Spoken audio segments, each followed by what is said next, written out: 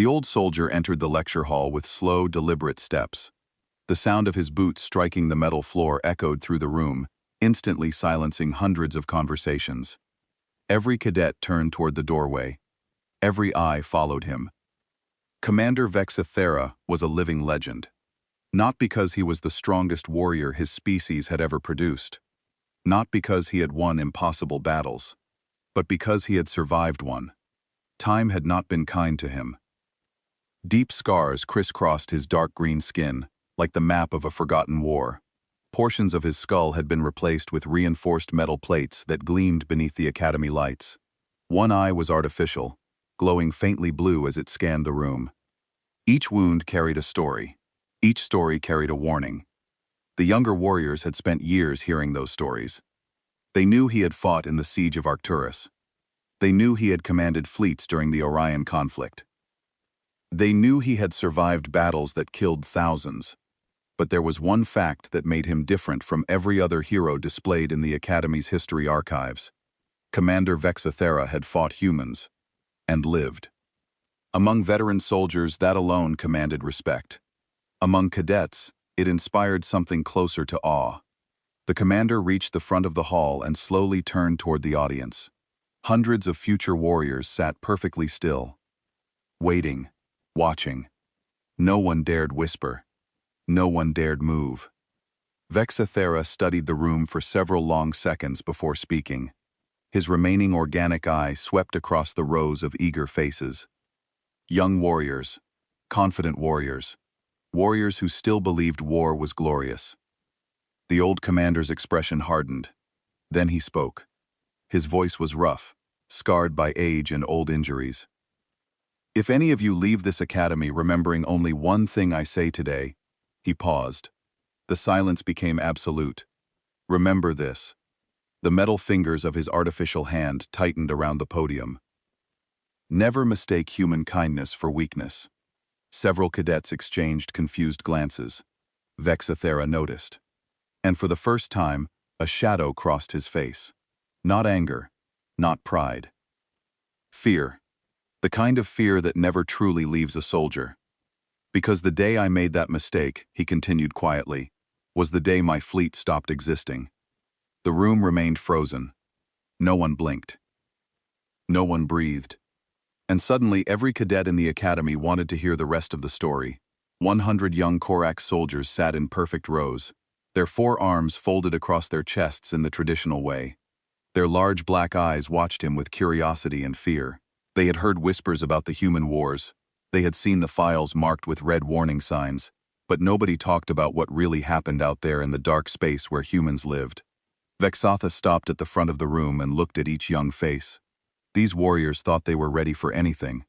They had trained for 10 years. They had learned to use every weapon in the Korfak army.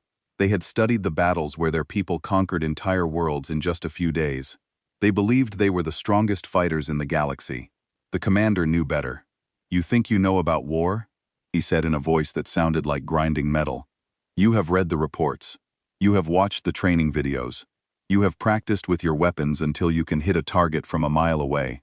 But today, I will tell you about the enemy that makes our greatest generals wake up screaming in the middle of the night." One young soldier raised his hand. His name was Sexmore, and he was the best fighter in his class. "Sir, the humans are just a young species. They have only been in space for a few hundred years. How can they be dangerous to us? We have been fighting wars for thousands of years." Vexera's mouth curved into something that might have been a smile, but there was no happiness in it. "That is exactly what I thought when I first heard about them. The humans live on a small blue planet near the edge of the galaxy. Their technology is simple compared to ours. Their ships are slow. Their weapons are basic. When High Command told us to conquer their colonies, we thought it would be easy work." The commander moved closer to the young soldiers. "I was a captain then, leading a strike force of 5,000 warriors. We had the best weapons, the fastest ships, the most advanced armor. Our target was a human mining colony called New Haven. The report said it had about 300 people living there, men, women, and children who dug rocks out of the ground to make money." He paused, his dark eyes looking at something far away. The colony was on a planet with red soil and 2 small moons. It looked peaceful from space, just a few buildings, some mining equipment, and fields where they grew food. We expected them to surrender as soon as they saw our ships. Most species do. They take one look at a core battle fleet and decide that fighting is not worth dying. 4. Vex. Thorough walked to the window and stared out at the training grounds where young soldiers practiced with their weapons. But when we sent the surrender message, something strange happened. Instead of fear or begging, we heard laughter, not the crazy laughter of someone who had lost their mind. This was the sound of someone who thought we had just told a funny joke. The young soldiers looked at each other with confusion. They could not understand why anyone would laugh at a Corv invasion force. The voice belonged to a human named Jake Martinez, the commander continued. He was not a soldier or a general. He was just a man who supervised the mining work. But when he spoke to us over the radio, his voice was calm and confident. He said something I will never forget. Vexathera turned back to face his audience. He said, "Thank you for the warning, but we are not interested in surrendering today. If you want this colony, you are welcome to come down and try to take it. We will be waiting for you." A young female soldier named Xerox spoke up. "Sir, surely you just destroyed them from space. Why waste time with ground combat?" The old commander's scars seemed to darken, because High Command wanted prisoners and information. They wanted to study human technology and learn about their other colonies, so they ordered us to take the settlement intact. He was quiet for a moment. That decision cost us more lives than any battle in our history. Vexathara began to pace back and forth in front of the room. We landed our forces in the early morning, when the sun was just coming up. The plan was simple: surround the colony, demand surrender, and capture anyone who resisted. We had done this same thing on dozens of worlds. It always worked the same way. The commander stopped pacing and looked directly at his audience, but the humans were not like any enemy we had fought before. When our troops moved in, the colony seemed almost empty. We could see people moving around, but they did not run or hide like we expected. They went about their normal work as if we were not even there. One of the young soldiers raised his hand. "Sir, were they too scared to react?" "No," Vexathara said simply. "They were getting ready to fight. While we were setting up our perimeter and checking our equipment, the humans were preparing the battlefield, but we did not understand what they were doing because they did not fight the way we expected." The commander moved to a wall display and activated a holographic map. It showed the layout of New Haven Colony, a cluster of buildings surrounded by mining equipment and open ground. This is what we saw from our sensors. A simple settlement with no military defenses, no walls, no weapon platforms, no shield generators. We thought it would be the easiest conquest in Corfac history. He touched a control and the map changed. Red markers appeared throughout the area, showing the positions of the Corfac forces. We placed our troops here, here, and here. 5,000 soldiers surrounding 300 humans. Any military computer would calculate the odds as impossible for the defenders. Vexathara's voice dropped to almost a whisper, but the humans did not care about our calculations. They had something we did not expect and did not understand. They had Jake Martinez, a man who worked in mines and fixed machines. They had Lisa Thompson, a woman who designed the colony systems. They had Bobby Chen, who drove the big trucks that carried ore. They had Amy Rodriguez, who managed the communications equipment. The young soldiers leaned forward, trying to understand what made these humans special. None of them were trained soldiers, the commander continued. But when faced with an impossible situation, they did something that no other species had ever done in our experience. They turned their entire world into a weapon designed specifically to kill Korak warriors. Vexathara deactivated the hologram and faced his audience again. The first sign that something was wrong came when our advanced scouts started disappearing. Not killed in battle, just gone. One moment they were reporting their positions, and the next moment there was only silence. We sent search teams, but they found nothing. No bodies, no signs of struggle, no evidence that our soldiers had ever been there. The room was completely quiet now. Even the ventilation system seemed to have stopped making noise. Then the accidents started happening, the old soldier continued. Equipment malfunctioned. Weapons jammed at critical moments. Communication systems picked up strange signals. Our vehicles broke down in ways that should have been impossible. At first, we thought it was just bad luck or faulty maintenance. Vexatha's scars seemed to glow in the dim light of the room, but Jake Martinez sent us another message on the second day. He thanked us for visiting his colony and asked if we were enjoying our stay. Then he said something that made our blood run cold. He told us that his people had been watching us since we landed. He knew our troop positions, our equipment types, even the names of our officers. And he had learned all of this without ever leaving his colony. The commander looked at each young face in the room. That was when we realized we were not fighting a battle. We were walking into a trap that had been designed by minds that thought in ways we could not understand. The humans were not trying to defeat us with superior weapons or greater numbers. They were hunting us with patience, intelligence, and a kind of creativity that turned everything around them into a tool for war. He paused, letting his words sink in. And that was only the beginning. Commander Vexatharo watched the young soldiers shift uncomfortably in their seats. Good. They needed to understand what they might face out there in the dark spaces where humans lived. He had survived the nightmare of New Haven Colony, but barely. Too many good warriors had not come home from that cursed place. The second day started like any normal military operation, he continued, his voice carrying the weight of bitter memory. We had our perimeter established. Our sensors were working. Our communications were clear. High Command was pleased with our progress reports. Everything looked exactly like it should for a successful conquest. The old commander moved to the center of the room, his metal leg making soft clicking sounds on the floor. That leg had been replaced after New Haven. The original had been destroyed by something the humans called a mining charge, though it had been used in ways no mining manual ever described. Our first mistake was thinking we understood their leader, Jake Martinez, Vexathara explained. We had studied his background. He was 43 years old, married to a woman named Carol, father of 2 children. He had worked in mines since he was 18. No military training, no combat experience, no reason to be dangerous to trained Corfac warriors. One of the young soldiers raised her hand. Sir, if he was just a miner, how did he become their commander? That is the wrong question, Vexathara replied. The right question is, how did 300 civilians become the most effective fighting force we had ever encountered? The answer lies in understanding what humans call leadership. The commander activated a new holographic display. This one showed the interior layout of the mining colony, buildings, tunnels, equipment yards, and processing facilities. Jake Martinez did not become their leader because he was the strongest or the smartest. He became their leader because every person in that colony trusted him with their lives. Vexathar pointed to different areas on the display. Martinez had worked with these people for years. He knew that Lisa Thompson could design anything they needed. He knew that Bobby Chen could drive any vehicle through any terrain. He knew that Amy Rodriguez could make their old communication equipment work in ways the manufacturers never intended. Most importantly, he knew that every person in New Haven Colony would fight to protect their home and their families. The hologram zoomed in on the mining tunnels that ran beneath the settlement. But Martinez had something even more valuable than loyal people. He had Lisa Thompson, a woman who understood machines better than most Korak engineers. Thompson had designed the colony's power systems, water systems, air recycling, waste processing, and emergency procedures. She knew every pipe, every wire, every structural support in the entire settlement.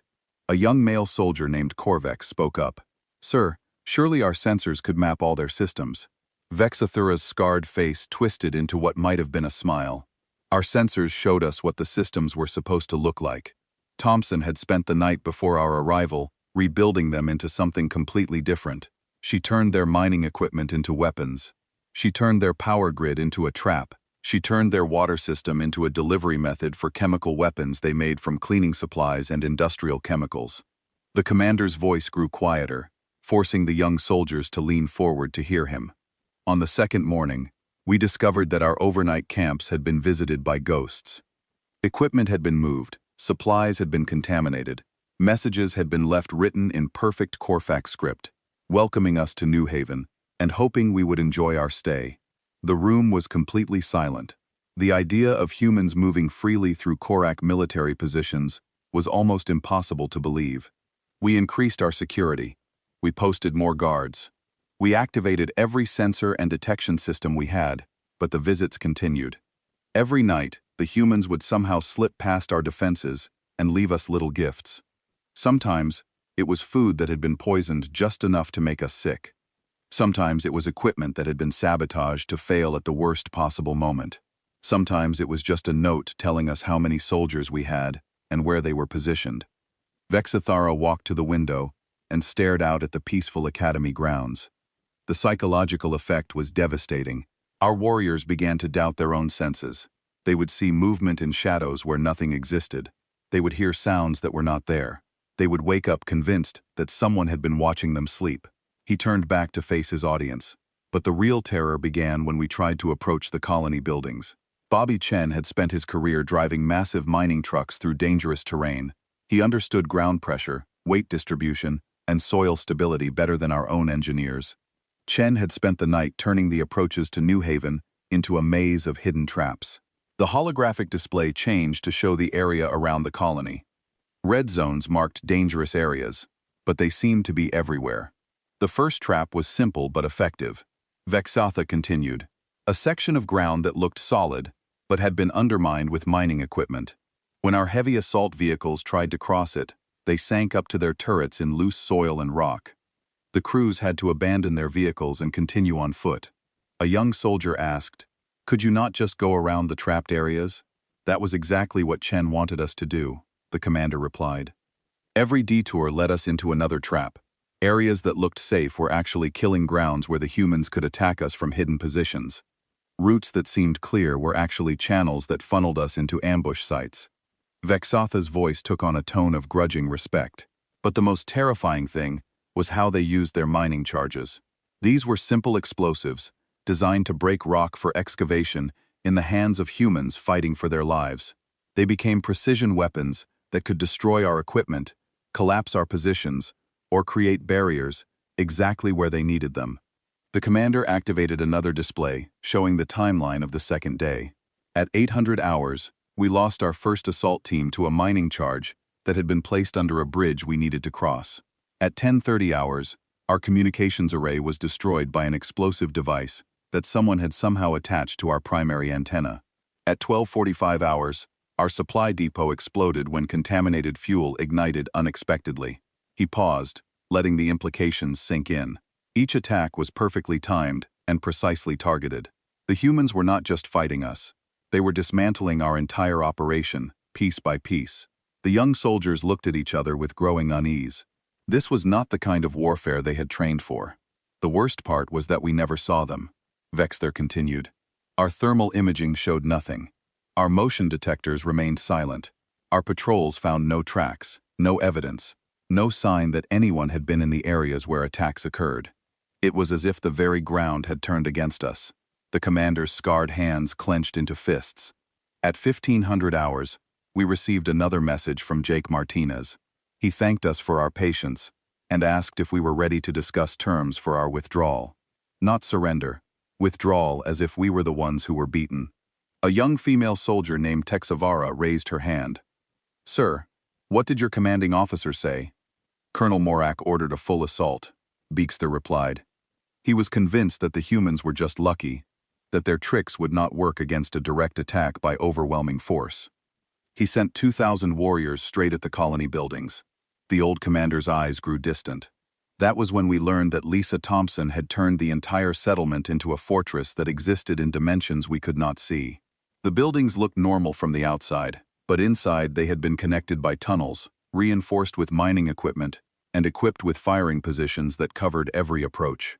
He activated a new display showing the colony from above. What we thought was a simple collection of civilian structures was actually an integrated defensive system. Every building supported every other building. Every room had multiple exits. Every corridor could be sealed off or flooded with dangerous gases. Every window and door was a potential firing position. Vexathura's voice dropped to barely above a whisper. The assault lasted 6 hours. We lost 800 warriors and accomplished nothing. The humans defended their positions with weapons they had built from mining equipment and determination that defied all logic. They fought like every rock, and every shadow was their ally.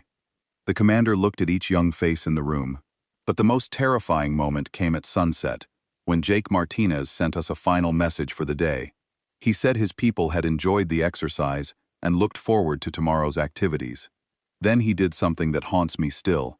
Vexather paused, his scarred face showing the strain of remembering. He listed the names of every Korak warrior who had been killed or wounded that day. Not just their military designations, their actual names, their home colonies, their family connections, information that should have been impossible for him to obtain. The room was so quiet that the young soldiers could hear their own breathing. That was when we realized we were not fighting miners and farmers, the old commander concluded. The third day changed everything. Commander Vexathura could see in the young soldiers' eyes that they were beginning to understand the horror of what he had lived through, but they had no idea how much worse it would become. The humans were just getting started with their education of the Korak military. When morning came on day 3, we discovered that our perimeter had been penetrated again. Vexathara continued, his voice steady, but his hands shaking slightly. But this time, the humans had left us something different. They had left us gifts. The commander activated a holographic display showing various pieces of Korak military equipment, but something was wrong with all of them. Our weapons had been disassembled and put back together, not damaged or destroyed, improved. Someone had modified our plasma rifles to be more accurate. Someone had upgraded our communication devices to have better range. Someone had even repaired equipment that we thought was beyond fixing. A young soldier named Keksavara raised her hand. "Sir, why would the enemy help us?" Vexathar's scarred face showed something that might have been fear. Because they wanted us to know that they could do anything they wanted to our equipment. If they could improve our weapons, they could also make them explode in our hands. If they could fix our communicators, they could also make them broadcast our positions to their fighters. The message was clear. We had no secrets from them. The no-old commander began pacing again, his metal leg clicking against the smooth floor. But the real psychological attack began when Amy Rodriguez started her broadcasts. She had been the colony's communications specialist, responsible for maintaining contact with supply ships and orbital stations. She knew how to use radio equipment better than most of our own technicians. He stopped pacing and looked directly at his audience. Rodriguez began broadcasting to our troops in perfect Korak language. Not just the words, but the accent, the military terms. Even the slang that soldiers use when they think no one important is listening. She spoke to us like she had grown up in our military me's. The display changed to show a transcript of one of Rodriguez's broadcasts. The young soldiers leaned forward to read it, their eyes widening as they processed the contents. She knew the names of our officers, Vexthera explained. She knew where we had served before New Haven. She knew about our families back home. She knew which soldiers were nervous, which ones were angry, which ones were starting to doubt the mission. And she used all of this information to break down our morale. A young male soldier named Vortex asked, "Sir, how could she know so much about us?" "That question kept us awake at night," the commander replied. "Our communication systems were encrypted with the best technology in the Korak Empire. Our personnel files were classified at the highest levels. Our personal information should have been impossible for any human to access." Vexthara activated another display, this one showing the colony's communication array. It looked like standard civilian equipment, nothing that should have been capable of military intelligence gathering. But Lisa Thompson had modified their systems in ways we did not understand. She had turned their simple radio equipment into something that could intercept, decode, and analyze our most secure transmissions. The commander's voice grew quieter. Rodriguez would broadcast to us every evening at sunset. She would start by giving us the weather forecast for the next day. Then she would tell us about news from our home worlds. Then she would casually mention things like troop movements, supply schedules, and tactical plans that should have been known only to our senior officers. The young soldiers looked at each other nervously. The idea that an enemy could penetrate their most secure communications was terrifying. But the worst part of her broadcast was how friendly she sounded. Vexathara continued. She spoke to us like we were old friends. She asked about our health. She worried about whether we were eating well. She even gave us advice about how to stay safe during the fighting. It was like being psychologically attacked by someone's grandmother. The commander moved to the window and stared out at the training grounds where young warriors practiced with their weapons. The psychological pressure was enormous. Our soldiers began to question everything. If the humans knew so much about us, what else did they know? If they could penetrate our communications, what other capabilities did they have? If they could move through our positions undetected, were we ever really safe? He turned back to face the room. On the third night, we discovered just how far their intelligence gathering had gone. A human named Gary Thompson, Lisa's husband and the colony's maintenance supervisor, demonstrated capabilities that should have been impossible for any civilian. Vexathra activated a new display showing the colony's infrastructure systems. Gary Thompson was responsible for maintaining the power grid, water systems, waste processing, and environmental controls. He was essentially a glorified repair worker.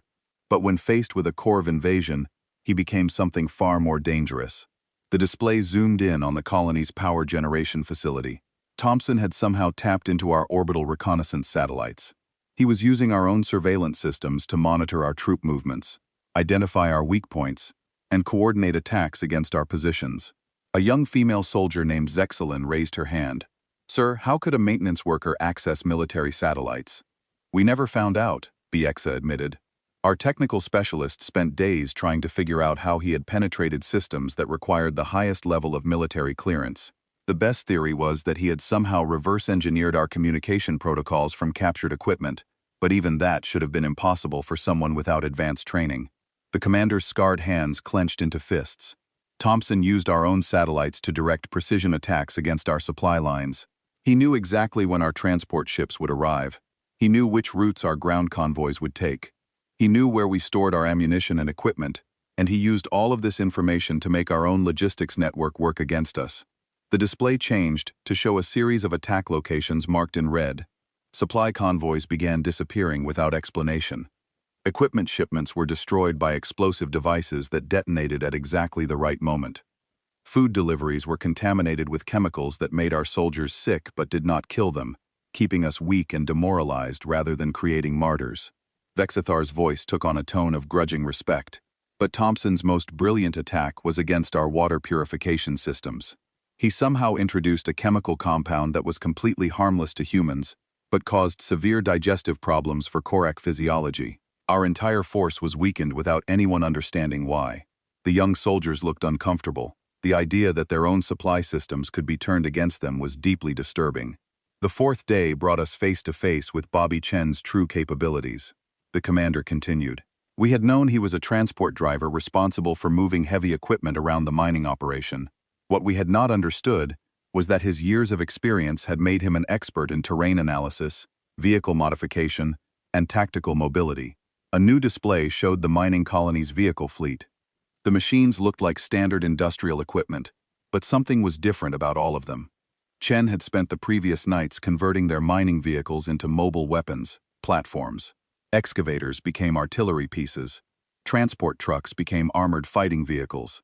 Even their small maintenance carts became reconnaissance platforms, equipped with sensors and communication equipment. Vexthara's voice grew darker, but Chen's real talent was for ambush tactics.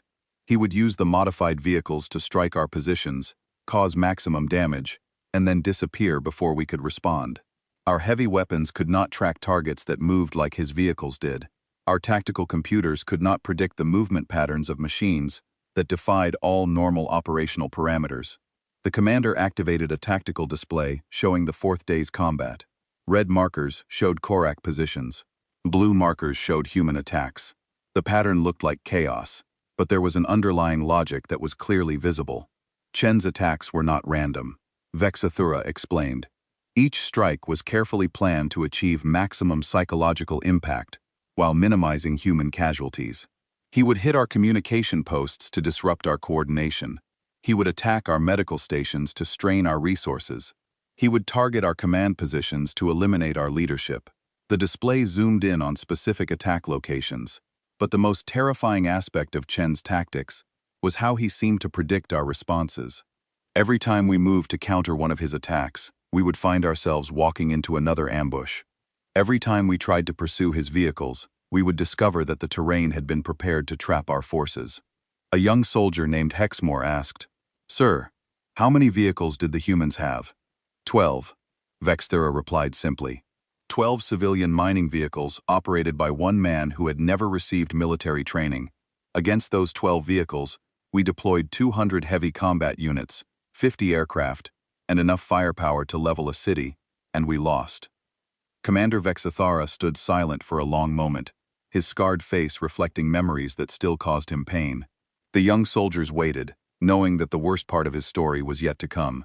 They could see it in his damaged eyes, in the way his metal fingers tapped nervously against his leg, in the slight tremor that ran through his voice when he spoke of the humans. "The fifth day was when we stopped being an invasion force," he said finally. "We became prey. The humans had spent 4 days studying us, learning our weaknesses, understanding our fears. Now they were ready to hunt us properly. The old commander activated a holographic display showing the battlefield on day 5. The Korak positions looked scattered and defensive, completely different from the confident assault formation they had started with.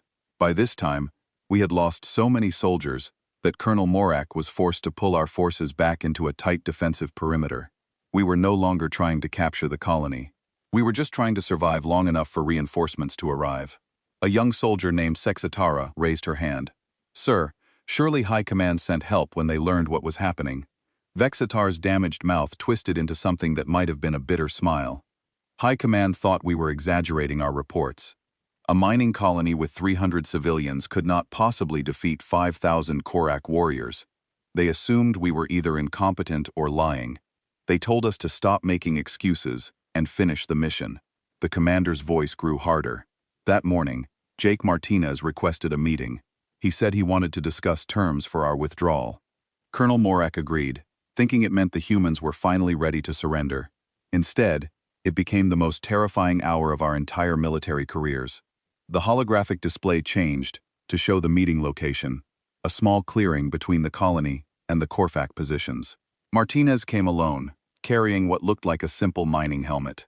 He was not armed, not armored, just a middle-aged human wearing work clothes in that helmet. But when he started talking, we realized we were face-to-face with something far more dangerous than any weapon. Vexa paused, his compound eyes reflecting the memory of that encounter. The helmet belonged to Scout Leader Sexathon, one of our best reconnaissance specialists.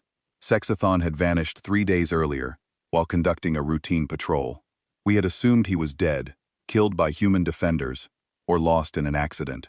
The young soldiers leaned forward, sensing that something terrible was coming. Martinez placed the helmet on the ground between us and began to speak. The commander continued. He told us that Sexthon was alive and well, being treated as an honored guest by the colonists. He said the scout had been very helpful in explaining Korfak military procedures, equipment specifications, and tactical doctrines. A cold silence fell over the room. The idea of a Korak warrior cooperating with humans was unthinkable, but that was not the worst part.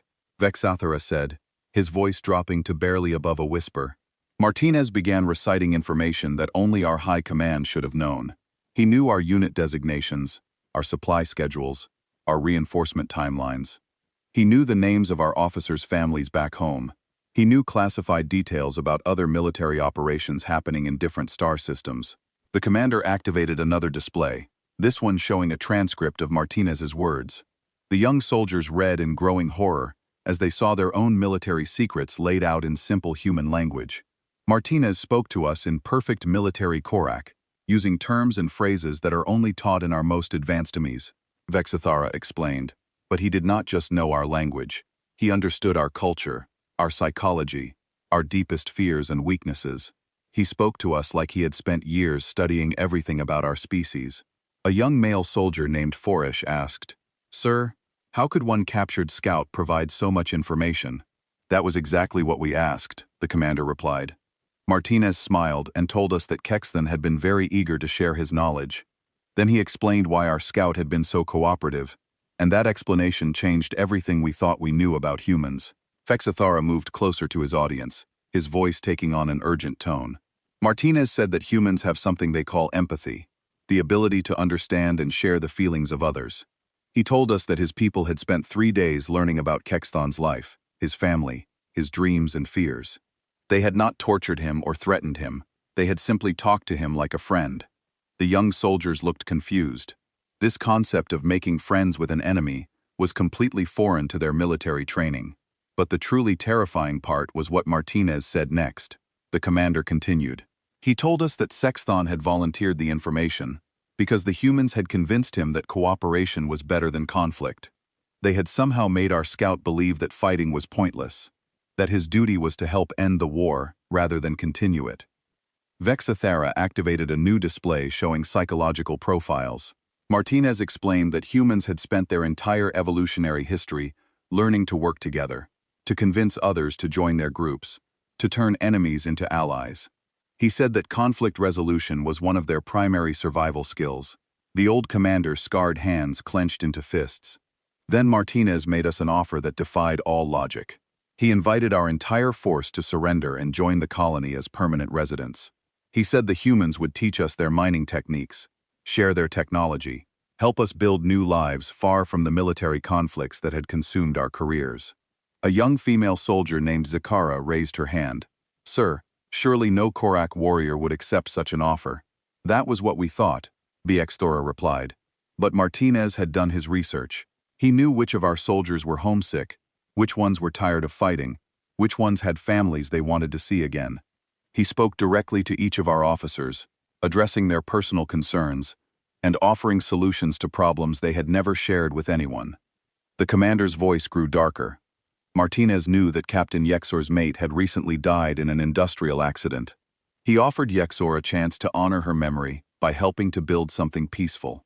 Instead of destroying, he knew that Lieutenant Sexivor had children who barely remembered him because of his long deployments.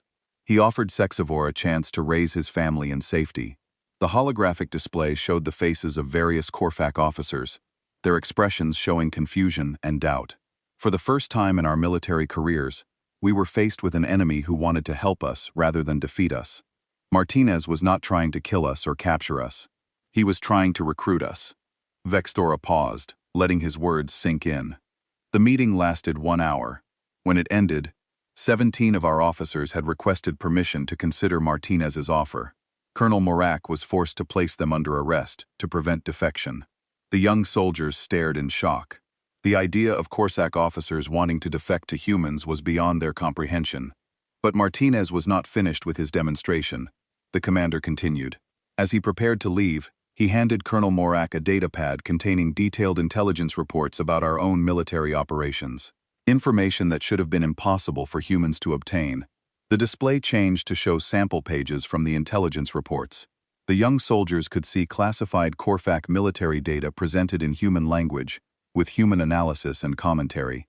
The report showed that humans had been monitoring our communications, tracking our movements, and analyzing our tactics since the moment we entered their star system, Vexathura explained. But they had not used this information to destroy us. Instead, they had used it to understand us, to find ways to avoid unnecessary killing, to look for peaceful solutions to the conflict. The commander's voice took on a tone of reluctant admiration. Martinez told us that humans prefer not to kill their enemies if they can avoid it. He said that death was wasteful, that living opponents could be convinced to become allies, that even the worst conflicts could be resolved through communication and understanding. A young soldier named Hexvara asked, "Sir, if they did not want to kill us, why were they fighting so effectively?" "Because they wanted us to understand that resistance was futile," Vexthra replied. "Every attack, every ambush, every demonstration of their capabilities was designed to convince us that continued fighting would only lead to unnecessary casualties on both sides. They were not trying to defeat us militarily. They were trying to educate us politically." The old commander moved to the window and stared out at the training grounds. That evening, Amy Rodriguez made her final broadcast to our forces. She thanked us for our patience during what she called the orientation period. She said that the practical demonstrations were now complete, and that serious negotiations could begin. He turned back to face his audience. Rodriguez told us that New Haven Colony was prepared to accept our surrender and integrate our forces into their community. She said that any Korak warrior who wished to stay could find meaningful work in the mining operation, that families could be brought from our home worlds, that children could grow up in peace rather than preparing for war. The reinforcement fleet arrived on the 10th day with 30,000 fresh Kori, 500 heavy assault vehicles, and enough firepower to crack a planet's crust. Commander Vexathara remembered watching those ships descend from orbit, feeling hope for the first time since the nightmare began. Surely, he had thought, 30,000 soldiers could handle 300 human miners. He had never been more wrong about anything in his life. Admiral Korvex commanded the reinforcement fleet, Vexthara told his young audience, his voice heavy with the weight of terrible memory. He was our most decorated officer, veteran of 40 successful campaigns, conqueror of entire civilizations. When he reviewed our situation reports, he declared that we had obviously been dealing with the colonists incorrectly.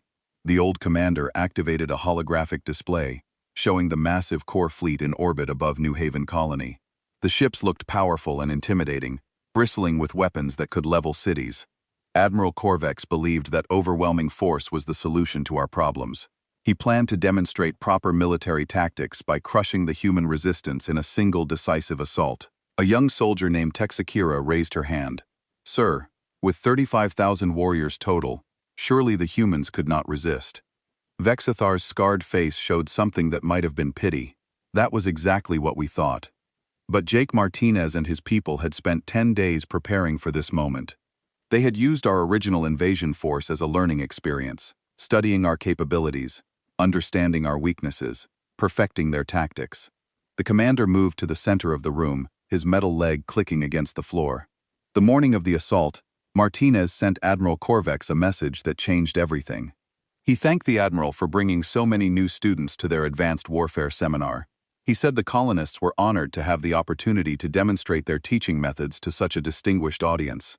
The young soldiers looked at each other with confusion. The idea of humans referring to a Corv invasion as a teaching seminar was beyond their understanding. Admiral Corvex was furious. Vexter continued. He ordered an immediate full-scale assault on the colony. Every ship, every weapon, every soldier was committed to wiping the humans from existence. It was supposed to be the most overwhelming display of military power in Corps history. The holographic display changed to show the battle formation. Thousands of Corfac warriors advancing on the small colony in perfect coordination. The assault began at dawn with orbital bombardment of the surrounding area. Our plan was to destroy everything within 10 kilometers of the colony buildings, leaving the humans nowhere to hide. Vexathara's voice grew darker, but when the bombardment ended and the smoke cleared, we discovered that the colony was completely undamaged. Somehow, the humans had protected their settlement with defensive systems that made our most advanced weapons useless. A young male soldier named Corex asked, "Sir, how could mining equipment stop orbital bombardment?" "It was not the equipment," the commander replied. "It was the understanding." Lisa Thompson had spent 10 days studying our weapon signatures, analyzing our targeting systems, learning exactly how our orbital cannons worked. She had built countermeasures that turned our own firepower against us. The display showed a technical diagram of the human defensive system. It looked impossibly complex for something built by civilian miners. Thompson had created a network of reflecting surfaces that redirected our energy beams back into space. She had constructed absorption fields that captured our projectiles and converted them into power for the colony systems. She had even installed jamming devices that made our targeting computers aim at empty ground instead of actual targets.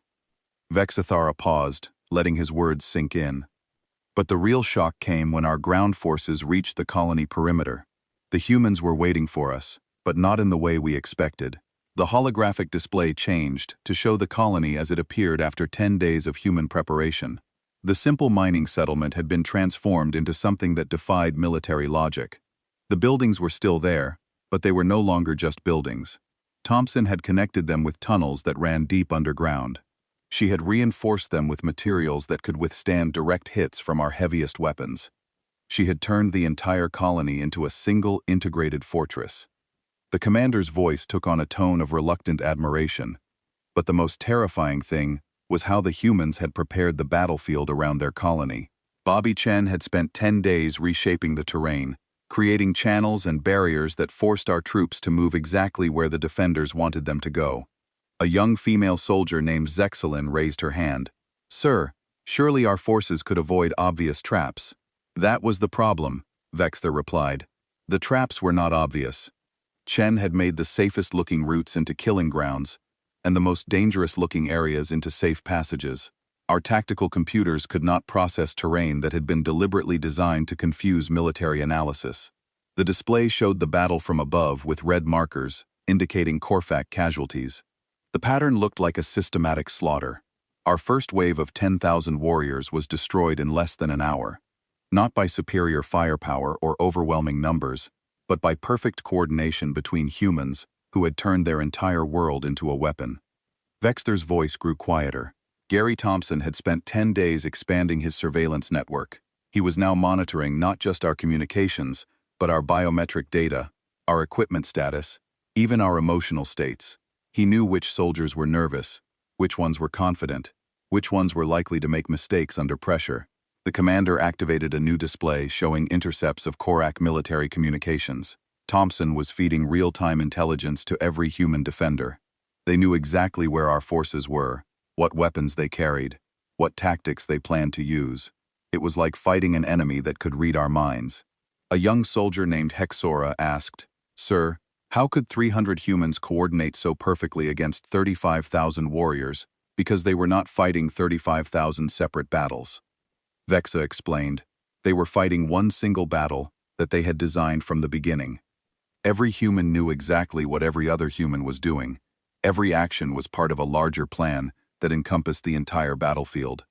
The old commander's scarred hands clenched into fists. Amy Rodriguez had spent 10 days perfecting her psychological warfare techniques. She was now broadcasting directly into our helmet communicators, speaking to individual soldiers by name, telling them about their families, their fears, their hopes for the future. The display showed transcripts of Rodriguez's broadcasts.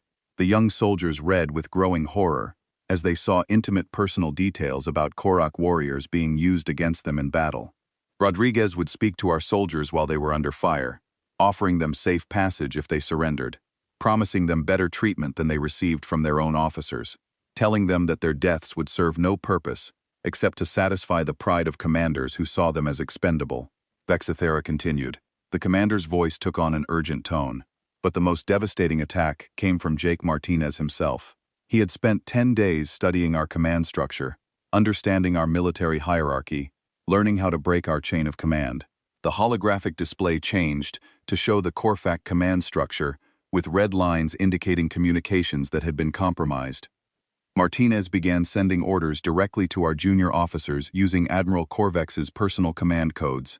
These orders were perfectly formatted, properly authenticated, and completely logical from a tactical perspective. A young soldier asked, "Sir, what kind of orders?" "Ord that saved lives," Vexathara replied simply. Martinez would order tactical withdrawals from positions that were about to be attacked. He would redirect supply convoys away from ambush sites. He would cancel assaults that would have resulted in massive casualties.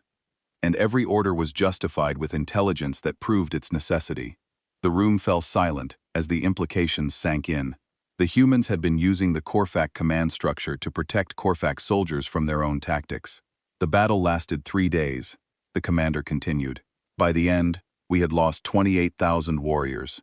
The humans had lost nobody. Not a single colonist had been killed or even seriously injured during the entire engagement. Vexther's voice dropped to barely above a whisper. On the final day, Jake Martinez sent Admiral Korvac a message that ended the war. He said that the practical demonstration of human defensive capabilities was now complete. He offered to discuss terms for a permanent peace treaty between humans and the Core Empire. The old commander moved to the window and stared out at the peaceful academy grounds. But the most terrifying part of Martinez's message was his final offer. He said that New Haven Colony would be happy to establish a training program for Korak military officers who wanted to learn proper defensive tactics. He promised that human instructors could teach our forces how to protect their worlds more effectively.